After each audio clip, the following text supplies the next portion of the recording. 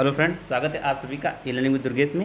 हिंदी के इस महत्वपूर्ण प्रैक्टिस में मैं मुकेश आप सभी का स्वागत करता हूँ। फ्रेंड, हिंदी की ये आपकी क्लास आगामी सभी परीक्षाओं के दृष्टिकोण से बनाया जा रहा है। जितनी भी परीक्षाएं जाए, आपका टेट हो, सीटेट है या शिक्षक भर्ती परीक्षा, जो भी परीक्षाएं आगामी आपकी आने वाली उन सभी परीक्षाओं के दृष्टिकोण से ये हिंदी का एक महत्वपूर्ण प्रैक्टिस सेट है जो आप सभी के लिए बेहद महत्वपूर्ण है। फ्रेंड, तो स्वयं वीडियो को सभी साथियों से शेयर करिएगा। यह क्लास आप सभी के लिए बेहद महत्वपूर्ण साबित होने वाली है। चलिए क्लास को प्रारंभ करते हैं इंपॉर्टेंट प्रश्न के साथ। पहला क्वेश्चन है, निम्नलिखित में से कौन अर्धस्वर है? जी हाँ फ्रेंड, निम्नलिखित में से कौन सा अर्धस्वर है? सभी साथी फटाफट कमेंट सेक्शन में जाएंगे और क्वेश्चन के लिए जल्दी हमें आंसर कमेंट करना प्रारंभ कर देंगे। बताइए इस क्वेश्चन का सही जवाब क्या है। निम्नलिखित अर्धस्वर कौन है? यह है, म है, र है या ल है? इंपॉर्टेंट क्वेश्चन है। मैं चाहूँगा सभी साथी इस क्वेश्चन का बिल्कुल सही जवाब दें। जी हाँ, काफ़ी बार पूछा गया है कि निम्नलिखित में से अर्धस्वर कहलाता है। जी हाँ, 4 विकल्प हैं, आपको सही आंसर कमेंट करके बताना है कौन सा इसका सही जवाब है। जी हाँ फ्रेंड, चलिए बहुत बढ़िया। ए द राइट आंसर, यह को अर्धस्वर की संज्ञा देते हैं। विकल्प number A the right answer. जिन्होंने कमेंट किया उन सभी साथियों के जवाब बिल्कुल सही है। भाषा की सार्थक लघुत्तम इकाई है? शब्द है, पद है, ध्वनि है या वाक्य है? बिल्कुल सिंपल क्वेश्चन है फ्रेंड कि भाषा की सार्थक लघुत्तम इकाई मतलब जिसका एक वास्तविक मतलब होता है, वह लघुत्तम इकाई क्या होती है फ्रेंड? तो याद रखेंगे आप सभी लोग, भाषा की सार्थक लघुत्तम इकाई जो होती है वह शब्द होती है। विकल्प नंबर ए इस क्वेश्चन का बिल्कुल सही जवाब फ्रेंड। विकल्प number A the right answer. A comment करने वाले सारे साथियों के जवाब बिल्कुल सही है। गोधूम शब्द है, किस प्रकार का शब्द है? बिल्कुल सिंपल क्वेश्चन है, काफ़ी बार आपसे सीधे पूछ लिया गया, इसको VI में रखिएगा। सीधे गोधूम शब्द पूछा गया है काफ़ी बार परीक्षाओं में। देशज है, विदेशज है, तद्भव तस्यम है या तद्भव है? याद रखिएगा फ्रेंड, गोधूम आपका यह तस्यम है, जो कि गेहूँ तद्भव शब्द का तस्यम है, तो गेहूँ आपका तस्यम है। विकल्प number C the right answer. C इस प्रश्न का बिल्कुल सही जवाब है। बिल्कुल सिंपल क्वेश्चन अगला है, आप सभी को इसके आंसर बिल्कुल पता है कि प्रश्नवाचक चिन्ह को पहचाना है। तो विकल्प number be the right answer. कुछ सोचना ही नहीं है, आगे बढ़ना है। संकीर्ण शब्द का विलोम है? संकीर्ण शब्द का विलोम है, बिल्कुल सिंपल सा क्वेश्चन है फ्रेंड। संकीर्ण का विलोम संक्षेप है, विस्तार है, विकीर्ण है या विस्तीर्ण है? तो ये क्वेश्चन कन्फ्यूजन है। यह विलोम काफ़ी बार आपसे पूछा गया है, इसलिए इसको इंपॉर्टेंट बनाकर नोट कर लेंगे। संकीर्ण का विलोम क्या होता है? बिल्कुल सिंपल सा क्वेश्चन है फ्रेंड, याद रखेंगे। संकीर्ण का जो विलोम होता है वह विस्तीर्ण होता है। याद रखिएगा, विकीर्ण और विस्तीर्ण में कन्फ्यूजन होता है, इसलिए दोनों विकल्प यहाँ पर दिए गए हैं, तो कन्फ्यूज नहीं होना है। संकीर्ण का विलोम जो होता है वह विस्तीर्ण होता है। विकल्प नंबर डी इस क्वेश्चन का बिल्कुल सही जवाब है। आगे बात करेंगे निम्नलिखित में से तद्भव शब्द है। जी हाँ फ्रेंड, तद्भव की पहचान करनी, कौन सा तद्भव शब्द है? मानव है, मनई है, मनुष्य है या मानव है? बताइए कौन सा तद्भव शब्द है। ध्यान से पढ़ के आंसर कमेंट करके बताइएगा कौन सा यहाँ पर तद्भव शब्द है। देखिए, मानव ये तस्यम है, मनुष्य ये भी तस्यम है, मानव भी ये तस्यम बन सकता है, लेकिन यहाँ पर जो शुद्ध तद्भव है मनई है। मनई आपका प्योर जो है तो तद्भव शब्द है, इसलिए यही हमारा विकल्प बिल्कुल सही हो जाएगा। गेह पर्यायवाची शब्द है। गेह शब्द का पर्यायवाची है, किसका शब्द का भैया? गेह तो आपको पता होना चाहिए। गेह जो होता है वह गृह शब्द का पर्यायवाची है। गृह, आलय, निलय, आवास, ये सारे जो आपके गृह के पर्यायवाची हैं। ठीक है, विकल्प नंबर ए इस क्वेश्चन का बिल्कुल सही जवाब है। आगे बढ़ेंगे। कम बोलने वालों के लिए एक शब्द होता है फ्रेंड, तो कम बोलता है वह मितभाषी होता है, और जो ज़्यादा बोलता है वाचाल होता है। याद रखेंगे, दोनों प्रश्न इंपॉर्टेंट है, एक आपसे पूछा जा सकता है। कम बोलने वाला मितभाषी और ज़्यादा बोलने वाला वाचाल, दोनों याद रखेंगे। इसमें कम बोलने वाला है तो कभी आपसे अधिक बोलने वाला भी पूछा जा सकता है, तो याद रखेंगे ज़्यादा बोलने वाला वाचाल और कम बोलने वाला मितभाषी। विकल्प नंबर ए इस प्रश्न का बिल्कुल सही जवाब है। आगे, ई प्रत्यय लगाकर किस शब्द ई प्रत्यय किस शब्द में नहीं है? ध्यान दीजिएगा, ई प्रत्यय लगाकर कौन सा शब्द यहाँ पर नहीं बना है? तेली, तेल प्लस ई तेली हो गया। रंगीला, देखिए बिल्कुल सिंपल सा क्वेश्चन आ गया। रंगीला में ई प्रत्यय जुड़ा ही नहीं है, ई प्रत्यय जुड़ा नहीं, तो ये हमारा बिल्कुल सही। देखिए, माली में भी ई प्रत्यय है, अलबेली में ई प्रत्यय है, रंगीला में नहीं जुड़ा, यही जवाब हमारा बिल्कुल सही हो जाएगा। आगे, एकमात्र सहारा उपयुक्त है। एकमात्र सहारा के लिए कौन सा मुहावरा उपयुक्त होगा? आँख का तारा, नाक का बाल होना, अंधे की लकड़ी या आँखें बिछाना? तो आप सभी को पता है कि श्रवण कुमार अपने माता पिता की अंधे की लाठी थे, मतलब एकमात्र सहारा थे, इसलिए विकल्प नंबर सी इस क्वेश्चन का बिल्कुल सही जवाब है। अगला इंपॉर्टेंट संधि विच्छेद है। यद्यपि का संधि विच्छेद आपको बताना है। यदिधन अपि, यद्यधन अपि, यद्यधन अपि या यदिधन अपि? तो यद्यपि का संधि विच्छेद बताना है फ्रेंड। आप सभी लोग आंसर में कमेंट करके बताइएगा यद्यपि में कौन सा संधि है। देखिए, सही जो संधि विच्छेद हुआ है आपका यदिधन अपि। आप सभी साथी आंसर कमेंट करके बताइएगा कि यद्यपि में कौन सी संधि प्रयुक्त हुई है। जल्दी आंसर कमेंट करके बताइएगा फ्रेंड, कौन सी संधि यद्यपि में प्रयुक्त हुई है। फटाफट मैं देखना चाहूँगा कि कितने साथी इसका बिल्कुल सही आंसर कमेंट करते हैं। चौराहा में समास, तो जिस समास का प्रथम पद संख्यावाची होता है वहाँ पर द्विगु समास होता है। विकल्प में दिख रहा है, जी हाँ दिख रहा है, विकल्प number C the right answer. जिस समास में प्रथम पद संख्यावाची होता है वहाँ पर द्विगु समास होता है, और जहाँ पहला पद विशेष और दूसरा पहला पद विशेष और दूसरा विशेषण होता है वहाँ पर कर्मधारय है, और जहाँ पर दोनों पद प्रधान होते हैं वहाँ पर द्वंद्व, और जहाँ पर प्रथम पद अव्यय होता है वहाँ पर अव्ययविशेष समास होता है। ये चारों आपके समास से रिलेटेड हैं, याद रखिएगा। आगे, जहाँ वर्णों की आवृत्ति बार बार होती है उसमें कौन सा अलंकार होता है? आप सभी को पता है कि जहाँ पर एक वर्ण की आवृत्ति बार बार क्रम से होती है वहाँ पर अनुप्रास अलंकार होता है। जैसे एग्जाम्पल है वनन में वागन में वगैरह वसंत है, या चारु चंद्र की चंचल किरणें खेल रही है जल थल में। इन सभी एग्जाम्पलों में चावर्ण व बावर्ण की आवृत्ति क्रम से हुई है, इसलिए यहाँ पर अनुप्रास अलंकार प्रयुक्त हुआ है। विकल्प number C the right answer. आगे बढ़ेंगे फ्रेंड।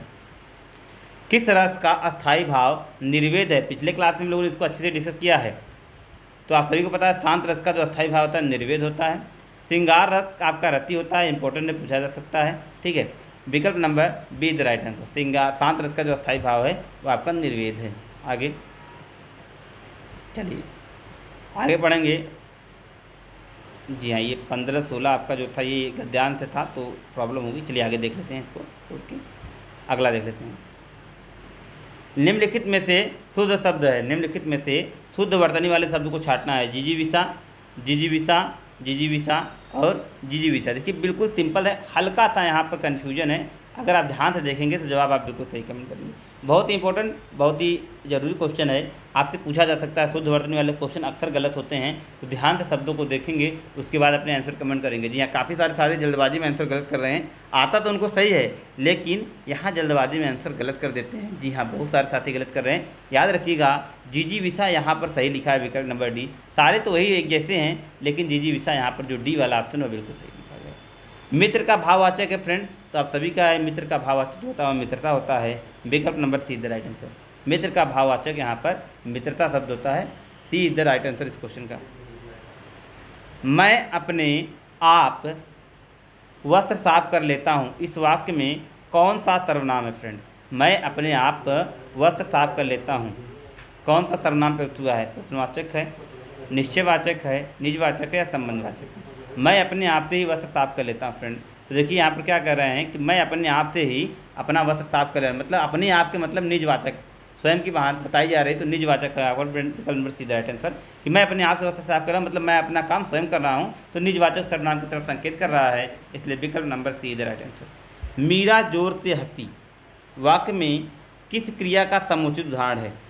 अकर्मक, प्रेरणार्थक, विकर्मक या सकर्मक? ध्यान से आंसर कमेंट करिएगा। मीरा जोर से हंसी किस प्रकार की क्रिया की तरफ उदाहरण देता है? जल्दी से आंसर कमेंट कराइए इस क्वेश्चन का सही जवाब। मीरा जोर से हंसी, देखिए फ्रेंड यहाँ पर मीरा जोर से हंसी यह अकर्मक क्रिया है क्योंकि यह कर्म रहित क्रिया है, केवल ये सकर्मक कर्म रहित क्रिया है। यहाँ पर मीरा जोर से हंसी, या फ्रेंड विकल्प number A the right answer. अकर्मक क्रिया का यहाँ पर भाव हो रहा है। आगे, इस गाय का दूध बहुत मीठा है, इस गाय का दूध बहुत मीठा है, इस वाक्य में प्रविशेषण पूछा गया फ्रेंड। देखिए मीठा, मीठा जो आपका है यह विशेषण है, मीठा आपका विशेषण है, लेकिन मीठा की जो विशेषता बता रहा है बहुत वह प्रविशेषण है फ्रेंड, इसलिए विकल्प नंबर डी इसका बिल्कुल सही जवाब है। D the right answer, D इस प्रश्न का बिल्कुल सही जवाब है। आगे मोस्ट इंपॉर्टेंट एवरग्रीन प्रश्न, बार बार परीक्षा में सीधे तौर से पूछे जाने वाला प्रश्न है और बार बार आप सही करते हैं लेकिन फिर भी यहाँ पर पूछा जा रहा है आपसे, तो आप फिर भी इसके आंसर समझ करिए। कवि का स्त्रीलिंग पूछा जा रहा है, ध्यान से आप सभी लोग आंसर कमेंट करिएगा, जल्दबाजी मत करिएगा। जल्दबाजी करेंगे तो आप निश्चित तौर पे गलत करेंगे, इसलिए ध्यान से पढ़िएगा, उसके बाद आंसर कमेंट करके बताइएगा कि कवि का स्त्रीलिंग शब्द क्या होगा। फटाफट आंसर कमेंट करेंगे सभी साथी, जल्दी से जाएंगे कमेंट सेक्शन में और आंसर कमेंट करना प्रारंभ करेंगे। जी हाँ, बहुत बढ़िया आंसर आने प्रारंभ हो चुके हैं। कवित्री द राइट आंसर, विकल्प नंबर सी इस क्वेश्चन का बिल्कुल सही जवाब होगा। उससे उठा नहीं गया वाक्य में वाच्य है। जी हाँ फ्रेंड, उससे उठा नहीं गया, बैठा नहीं गया, यह इस प्रकार के जो वाक्य हैं उनको हम भाववाचक की श्रेणी में रखते हैं क्योंकि यहाँ पर भाव की प्रधानता होती है। जहाँ कर्ता की प्रधानता वहाँ कृतवाच्य, जहाँ कर्म की प्रधानता वहाँ पर कर्मवाच्य। चिंतामणि के जो लेखक हैं फ्रेंड, चिंतामणि आचार्य रामचंद्र शुक्ल का, जी हाँ फ्रेंड, चिंतामणि आचार्य रामचंद्र शुक्ल का प्रसिद्ध निबंध संग्रह है। विकल्प नंबर सी इस प्रश्न का बिल्कुल सही जवाब है। आगे, कौन सा नाटक भारुतेंद्र हरिश्चंद्र का नहीं है? भारत दुर्दशा है, स्वर्ण विहार, अंधेर नगरी, चंद्रावली नाटिका। कौन सा पूछ रहे हैं, भारतेंद्र हरिश्चंद्र का नाटक नहीं है। तो भारत दुर्दशा है, अंधेर नगरी है, चंद्रावली नाटिका है। स्वर्ण विहार का संबंध यहाँ पर भारतेंद्र हरिश्चंद्र से नहीं है, इसलिए ही हमारे इस क्वेश्चन का बिल्कुल सही विकल्प हो जाएगा। कौन सा व्यंजन त वर्ग का नहीं है? तो बिल्कुल सिंपल सा क्वेश्चन आपसे पूछिए फ्रेंड, म जो है वह प वर्ग का व्यंजन है, वह त वर्ग का व्यंजन नहीं है, इसलिए B is the right answer. एक अनार 100 बीमार, एक अनार 100 बीमार, आप सभी को पता है कि यह एक बहुत ही चर्चित मुहावरा है। एक अनार 100 बीमार, यह बहुत एक अनार 100 बीमार, यह मुहावरा नहीं फ्रेंड, यह लोकोक्ति है। जी हाँ, मुहावरे की सिंपल सी पहचान है, मुहावरे का एक सिंपल सा पहचान है कि इसके लास्ट में ना आता है, ना होता है। जैसे ईद का चांद होना, ईद का चाँद होना, मतलब लास्ट में पहचान के लिए आप ना शब्द को देख सकते हैं। मोस्टली केस में आपको जो मुहावरे के अंत में ना मिल जाएगा, तो इससे आप मुहावरे और लोकोक्ति में एक सिंपल से पहचान कर सकते हैं। एक अनार 100 बीमार, ये आपका लोकोक्ति है, मुहावरा नहीं है। विकल्प नंबर डी इस क्वेश्चन का बिल्कुल सही जवाब है। आगे बढ़ेंगे, लेखन कौशल से संबंधित नहीं है। जी हाँ फ्रेंड, नहीं को मैं बार बार अंडरलाइन करता हूँ क्योंकि आते हुए प्रश्न को गलती हम कर के आते हैं, क्योंकि नहीं को हम ध्यान से नहीं देखते हैं और फटाफट जल्दबाजी हम लोग सही गलत आंसर जो टिक करके चले आते हैं। इसलिए मैं नहीं को बार बार अंडरलाइन करता हूँ, इससे आप भी सचेत हो जाएं कि नहीं को हमें ध्यान से पढ़ना है। जी हाँ, पूछा जा रहा है लेखन कौशल से संबंधित नहीं है।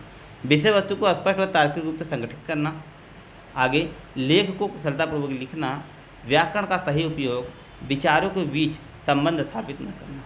बताइए, पूछें लेखन कौशल से संबंधित नहीं है, किसका संबंध लेखन कौशल से नहीं? देखिए भाई, लेखन का मतलब क्या होता है कि लिखित भाव प्रकट करना, मतलब लिख के अपनी अभिव्यक्ति को प्रकट करना। तो विचारों के बीच संबंध स्थापित न होना, इसका संबंध लेखन कौशल से नहीं है, इसलिए विकल्प नंबर डी इस क्वेश्चन का बिल्कुल सही जवाब है। आगे, गौरव गाथा इन दोनों के बीच, गौरव गाथा इन दोनों के बीच जो शब्द लगा उसे हम क्या कहते हैं? लाघव कहते हैं, हंसपद कहते हैं, योजक कहते हैं, अवतरण कहते हैं। तो बिल्कुल सिंपल क्वेश्चन है फ्रेंड, इनके बीच जो शब्द लगा है वह योजक चिन्ह लगा है, इसलिए विकल्प नंबर सी इसका बिल्कुल सही जवाब है। संस्कृत के मूल शब्द जो हिंदी भाषा में प्रचलित हैं, संस्कृत के मूल शब्द जो हिंदी भाषा में प्रचलित हैं वे कहलाते हैं। ठीक है, संस्कृत के मूल शब्द जो हिंदी भाषा में प्रचलित हैं, मतलब संस्कृत के शब्द थे और ज्यों के त्यों ले लिए गए हैं, इनको हम क्या कहते हैं? तत्सम शब्दों की संज्ञा कहते हैं। और अपने अनुसार यदि हम उसको प्रयोग लायक बनाते हैं, मतलब उसमें किसी प्रकार का परिवर्तन कर अपने सुविधा अनुसार अगर उसको हम बनाते हैं तो हमारा तद्भव होता है। तो संस्कृत के ज्यों के त्यों जो शब्द आए वो तत्सम कहलाते हैं, और जिसको हमने अपने अनुसार हिंदी में परिवर्तित किया है वो तद्भव कहलाते हैं। तो विकल्प नंबर सी इस क्वेश्चन का बिल्कुल सही जवाब। तो ये था फ्रेंड आज का आपका क्लास। आई होप आप लोगों ने एंजॉय किया होगा। मिलेंगे अगले लेक्चर में, तब तक के लिए best of luck. Thank you, good bye.